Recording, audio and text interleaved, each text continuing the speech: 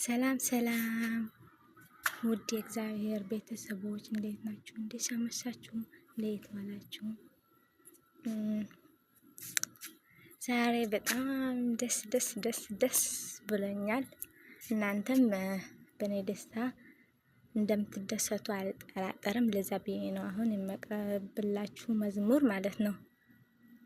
በቃ እግዚአብሔር ለእናንተ ያደረገውን ነገር እንዴት ነበር ህይወታችሁ? አሁንስ እንዴት ነው? ከየት ነው የመጣችሁት?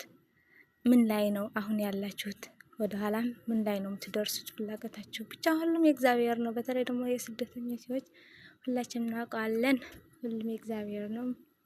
ብቻ ግን እግዚአብሔር ለእናንተ ያደረገውን ነገር ስታስታውስ እኔ አንድ መዝሙር ሲሰማ ሁሉም ነገር ትዝ ይለኛል። በቃ አይደል የሆነ ስሜት የሚመጣላችሁ እና ለእናንተ ላካፍል ፈልጌ ነው።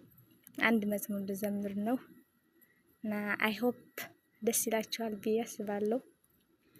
ልቤ ያውቀዋል ያደረክልኝን ነገር፣ የሰራህልኝን ስራ፣ መድኃኔዓለም አወጣኸኝ ከመከራ፣ በቃል ጉልበት አይወራ።